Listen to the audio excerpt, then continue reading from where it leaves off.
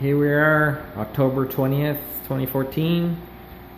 This is just my new Dutch bucket system. There's just did a quick little 6 bucket system. Net pots, just going to use like a dripper system. Drains are out the bottom. You can see how I did the drain. Just basically it's just a grommet. It's called a Glad hand rubber. They use them on tractor trailers for the airlines. So it's just fairly inexpensive, but seals really good. And then I'm just using the 1/2-inch CPVC pipe in it. And then I just drilled through my APS drain pipe and just set that into the top. You can use anything for drain. Seems to work pretty good. Doesn't leave a whole lot of water in the bottom. Like I say, it's not a bad little setup. Like I say, it's just a 6 bucket. I use some RTV silicone just around my connectors, just because they drip. They drip it just a tiny bit. So I just did this up real quick there this morning, and just got it together. Like I say, I just got to do my fabric now for. I use quilt batting, so I'll roll up some quilt batting for my plants, and hooked it up to my pump. I got my pump down in here. So I think that one's a 600. No, it's only a, what is that? It's a 400. So it's only a 400 pump. So it's not a real big pump. It's fairly inexpensive. Get them for about 40 bucks. Then the bucket, I just had some holes cut into it. Cut a big hole. Just used a hole saw and cut it for the drain. So just some CPVC piping, and then just the net pots. The buckets themselves, actually, I get for free. These are buckets they use at the flower shops, like your Superstore and Sobeys, Costco.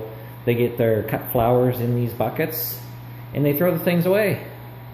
So if you go around to your local grocery stores, you can probably get these buckets for free.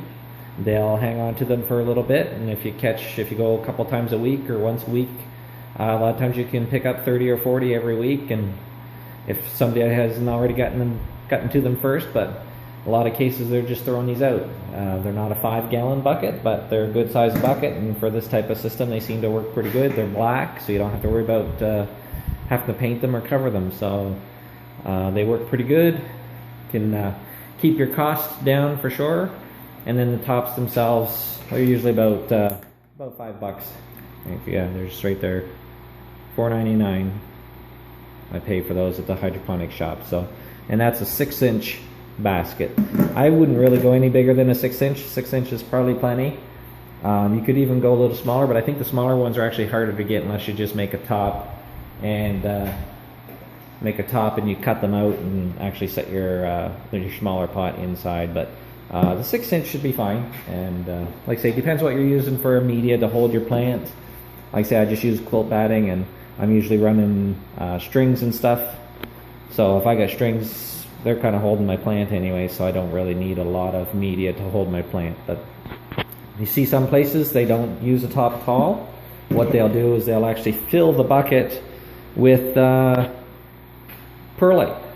So they'll just fill the bucket completely up with perlite and water it down, and you know, you'd have to use a different type of drain and some type of filter. I think a lot of them are using I think they're called a 5-gallon paint bucket filter, and basically it's just a mesh sock. You basically sit in, and then you pour your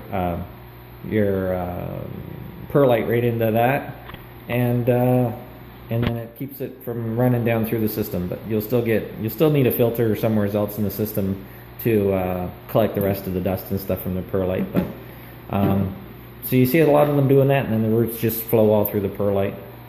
So there's options. There's different ways you can do it, but this is just the one way. I had one set up earlier, and I actually drilled some holes through the side here, and what I did inside is I actually ran a couple sprayers. So I had a sprayer at the back and a sprayer at the front, and my pot was in between the 2 sprayers, and the sprayers just misted everything inside. So that's an option too. But with that type of system, if I wanted to take one bucket out to clean it, I couldn't. It was just kind of a pain. Well, I could, but it was just more of a pain to do. So this seemed to be a little bit easier. I could just take the spigot out, stick it in another pot, and then I can lift the bucket you know, take the bucket right out of place and clean it if I wanted to. So that's kind of the advantage to setting it up this way. So there's, like I say, there's lots of options. It's pretty much whatever your imagination desires. You can do just about anything and everything. But like I say, I got a couple plants here. This is my lettuce tower, and I've got a tomato plant that's actually, you know, this system was designed for lettuce, but I've got a pepper plant that seems to be doing quite nicely here.